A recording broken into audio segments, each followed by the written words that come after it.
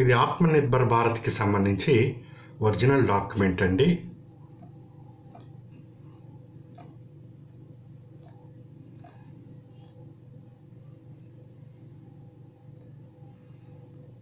కోల్కి సంబంధించి ఏంటి విధానాలు, పాలసీ రిఫార్మ్స్ ఏం తీసుకున్నారు, కోల్ బెడ్ మీథేన్కి ఏం తీసుకున్నారు,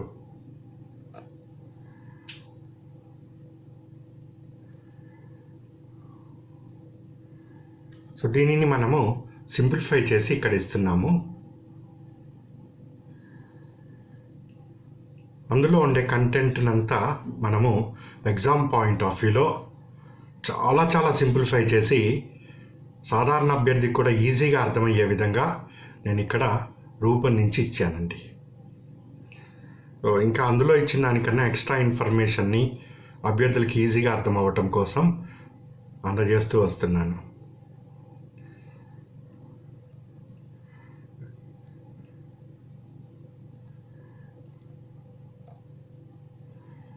coal bed methane, standing committee. ఒక అంశానికి సంబంధించి మీరు స్టడీ చేస్తుంటే దానికి సంబంధించి ఏమేమి ఉన్నాయి, ఎక్కడి నుంచి ప్రశ్న రావచ్చు, ఆ అంశాలను కూడా పరిశీలన చేయవలసి ఉంటుంది. ఆ అంశాలని కూడా ప్యాకేజీలో ఇచ్చిన అంశానికి జోడించి నేను ఎగ్జామ్ పాయింట్ ఆఫ్ వ్యూలో మీకు అందజేస్తున్నాను. రిజిస్టర్ అయిన అభ్యర్థులు వారి యూజర్ నేము, పాస్వర్డ్ తోటి దీనిని డౌన్లోడ్ చేసుకోండి. ఇట్లా అన్ని అంశాలు అప్డేటెడ్, ఎకానమీ అప్డేట్కి సంబంధించిన అన్నీ కూడా మీకు అందుబాటులోకి వస్తాయండి. సో ఎప్పటికప్పుడు క్లాస్ వింటాము, క్లాస్ విని వీటిని స్టడీ చేసి ఇంపార్టెంట్ పాయింట్స్ని హైలైట్ చేసుకుంటూ రండి. తప్పనిసరిగా మంచి స్కోర్ అన్నది మీరు పొందుతారు. హాయ్, ఏపీపీఎస్సీ గ్రూప్ 2 ప్రిపేర్ అవుతున్న అభ్యర్థులకి సో మనం ఆన్లైన్లో క్లాస్ అందజేయడం జరుగుతుందండి. మీకు ఎప్పుడు కావాలంటే అప్పుడు ఆ క్లాసెస్ చూసుకోవచ్చు. టిల్ ద ఎగ్జామ్ వరకు ఈ సర్వీస్ అంతా మీకు ఇవ్వబడుతుంది.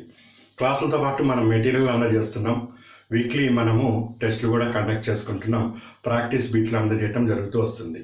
వీటితో పాటు అప్డేట్ అయిన అంశాలన్నీ కూడా నేను మీకు అందజేస్తూ ఉన్నాను.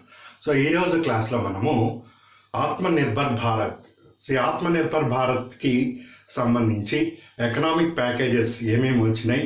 సో ఈరోజు కూడా మీరు విన్నారు, సుమారు 3 లక్షల కోట్ల రూపాయల వరకు ఎంఎస్ఎంఈలకి మళ్ళీ అదనంగా కేంద్ర ప్రభుత్వము గ్యారంటీ ఇవ్వటం జరిగిందని. అదేవిధంగా రైతులకి మరియు ఇతర వలసదారులకి కూడా కొన్ని సంక్షేమ పథకాల కింద కేంద్ర ప్రభుత్వం నిధులు మంజూరు చేస్తూ వస్తుంది. ఈ ప్యాకేజీకి ఆర్థిక వ్యవస్థలో తీసుకొచ్చిన ఈ రీఫార్మ్స్కి గ్రూప్ 2 ఎగ్జామ్కి ఏ విధంగా ప్రశ్నలు వస్తాయి, ఏ ప్రాంతాల్లో అప్డేట్ చేసుకోవాలి, కొత్తగా వస్తున్న విధానాలు ఏంటి, కొత్తగా చట్టాల్లో ఎక్కడెక్కడ మార్పులు రాబోతున్నాయి, ఎక్కడ గ్రూప్ 2 పాయింట్ ఆఫ్ వ్యూలో మనము ఫోకస్ చేయాలి, మొదలైన అంశాలన్నీ కూడా పాయింట్ టు పాయింట్ మనము ఎక్స్ప్లెయిన్ చేసుకుందాం. సో ఈ 5 ప్యాకేజీలకి సంబంధించి ఫస్ట్ మీరు ప్యాకేజ్ 1 దగ్గర నుంచి ప్రారంభిస్తే ఇది చాలా కాంప్లికేటెడ్గా ఉంటుంది. సో దీన్ని అర్థం చేసుకోవాలంటే ఒకసారి మొత్తం అన్నీ స్టడీ చేసిన తర్వాత ఒక ఆర్డర్ మెయింటైన్ చేసుకుంటూ రావాలి. సో అప్పుడు మాత్రమే ఇది అర్థమవుతుంది. సో అదంతా కూడా మీకు వెబ్సైట్లో ఆ ప్యాకేజీకి సంబంధించి పూర్తి డీటెయిల్స్ అన్నీ కూడా మీకు లభిస్తూ ఉంటాయి. అయితే మనము పోటీ పరీక్షలకి ప్రిపేర్ అవుతున్నాం కాబట్టి దానికి సంబంధించి ఎంతవరకు రిలవెంట్ ఉన్నాయి, ఏ రిలవెంట్ అంశాలు ఉన్నాయి, ఆ అంశాలని నేను మీకు చాలా సింప్లిఫై చేసి మీకు అందజేయటం జరుగుతుంది. రిజిస్టర్ అయిన అభ్యర్థులు వారి యూజర్ నేమ్, పాస్వర్డ్తో దాన్ని డౌన్లోడ్ పెట్టుకోవచ్చు.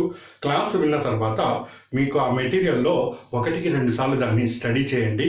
తప్పనిసరిగా మంచి మార్కులు మీరు ఇక్కడ స్కోర్ చేసుకునే అవకాశం ఉంటుంది. ఎకానమీ అంటేనే చాలా తేలికండి. దాన్ని పట్టుకున్నంతసేపు మాత్రమే అది ఒక రకంగా కనిపిస్తుంది. ఒక్కసారి అర్థం చేసుకోవటం, సింప్లిఫై చేస్తే ఓపెన్ అయితే ఏమీ ఉండదు అది. సో నేను చాలా సింప్లిఫై చేసి ఇచ్చాను, ఒకసారి పరిశీలన చేయండి. సో ఈ 4th దానికి సంబంధించి వృద్ధి మరియు నూతన అవధులు, వీటిలో కేంద్ర ప్రభుత్వము కొన్ని పాలసీలని, విధానాలని ప్రకటించడం జరిగింది. దానికి సంబంధించి కొన్ని అంశాలను ఈరోజు పరిశీలన చేద్దాం. ఫస్ట్ ప్రశ్నలు ఏ విధంగా వచ్చే అవకాశం ఉంది. ఫస్ట్, ఏ సంవత్సరం నాటికి బొగ్గు ఉత్పత్తిని 1 బిలియన్ టన్నుల మార్కుకి చేరుకోవాలని లక్ష్యం నిర్ణయించుకున్నారు. ABCD అట్లా దీని మీద రావచ్చు, లేకపోతే రివర్స్ అట్లాగైనా వీటి రావచ్చు. భారత్ని గ్యాస్ ఆధారిత ఆర్థిక వ్యవస్థగా మార్చుటకు బొగ్గు రంగంలో ఎన్ని కోట్ల రూపాయల రాయితీని కేంద్ర ప్రభుత్వము ఇవ్వటం జరిగింది? 25,000, 50, 60 to 75,000.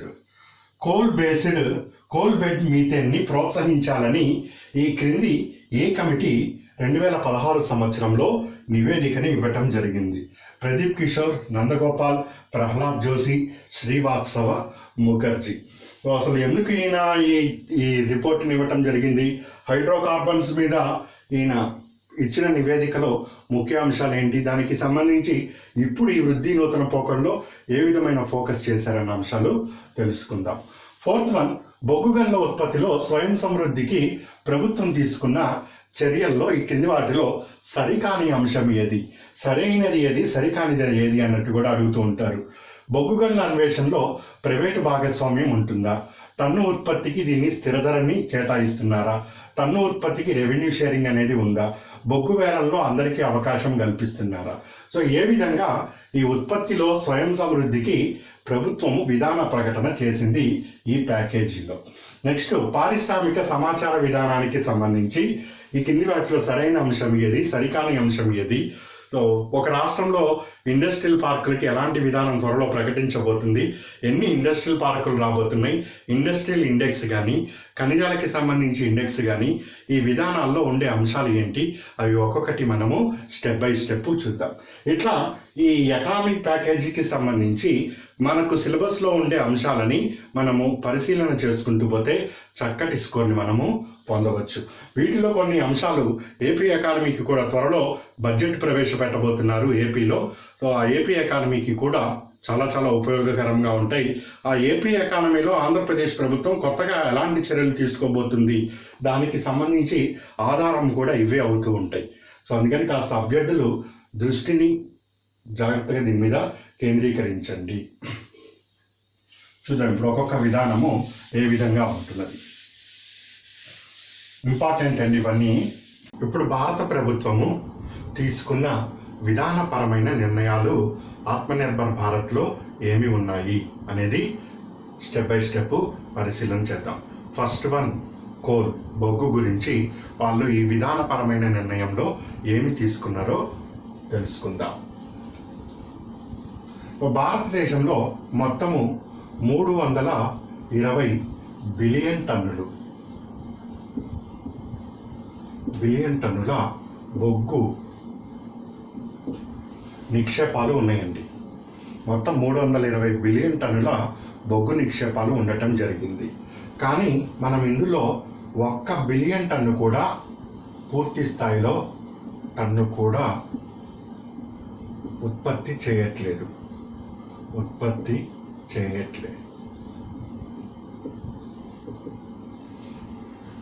ఒకవైపు డిమాండ్ పెరుగుతున్నది, భారత్కి డిమాండ్ పెరుగుతుంది. ఎట్లా డిమాండ్ పెరుగుతుంది? విద్యుత్ 62 నుంచి 65% థర్మల్ విద్యుత్తే భారతదేశంలో. ఇదంతా కూడా బొగ్గుని ఆధారం చేసుకొని ఇది రన్ అవ్వాలి.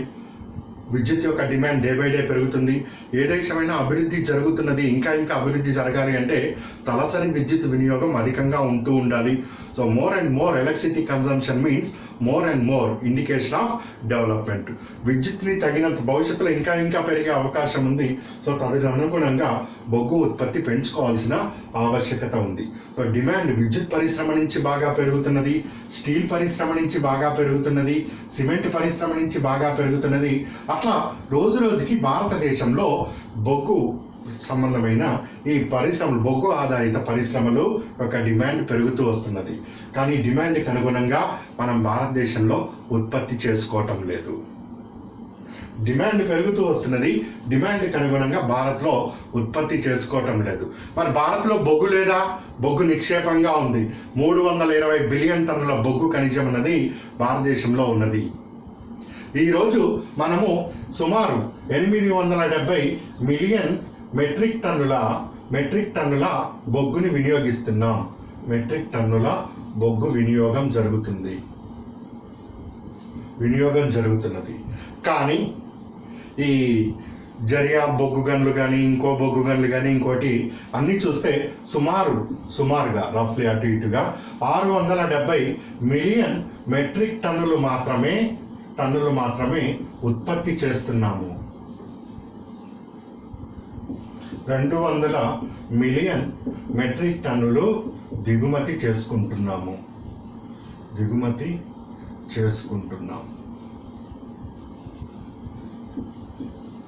ఇంత వినియోగం ఉన్నది,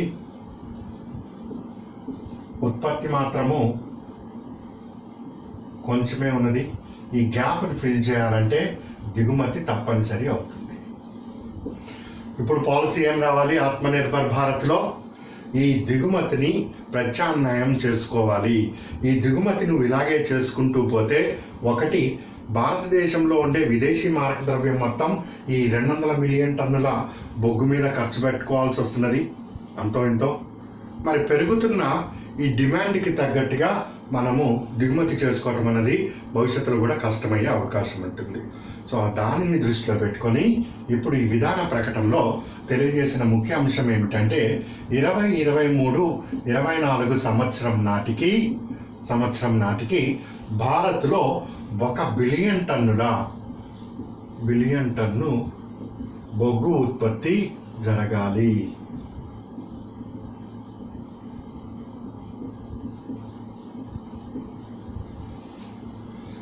సింపుల్.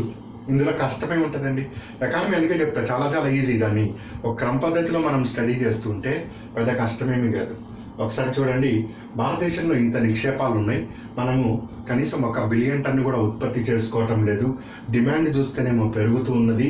ఇటువైపు ప్రజెంట్ పొజిషన్ ఈరోజు మనం చూస్తే 870 మిలియన్ మెట్రిక్ టన్నులు సుమారుగా, అంకెలటు ఇటుగా ఇంత వినియోగాన్ని చేసుకుంటూ వస్తున్నాం. ఉత్పత్తి మాత్రము ఇంతే ఉత్పత్తి చేస్తున్నాం. అక్కడ ఇక్కడ కోల్ మైన్స్ని తీసుకొని మిగిలింది ఏదైనా అంటే మొత్తం దిగుమతి అవుతుంది. సో ఈ దిగుమతికి ప్రత్యామ్నాయం రావాలి అంటే మన దగ్గర ఉండే కొత్తగా ఇప్పుడు ఉన్న బొగ్గు గన్లని ఉపయోగించుకుంటూ ఉండాలి. కొత్త బొగ్గు గన్ల అన్వేషణ జరుగుతూ ఉండాలి. బొగ్గు ఉత్పత్తి లక్ష్యము పెంచుకుంటూ ఉండాలి. 670 మిలియన్ టన్నుల ఉత్పత్తి నుంచి 1 బిలియన్ టన్నుల ఉత్పత్తికి ఎప్పుడు 23-24 సంవత్సరం కల్లా చేరుకోవాలి. ఇదే ప్రశ్న.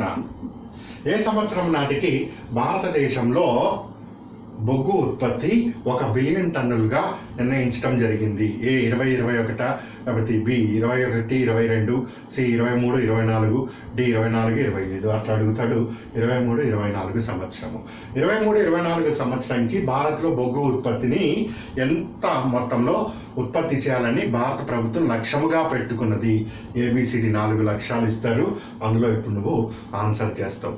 మరి ఇప్పుడు పాయింట్ వస్తున్నది, ఇది ఒక విధానపరమైన నిర్ణయం. ఈ 1 బిలియన్ టన్నులు ఉత్పత్తి చేయాలి అంటే మరి భారత ప్రభుత్వం దగ్గర డబ్బు ఉందా?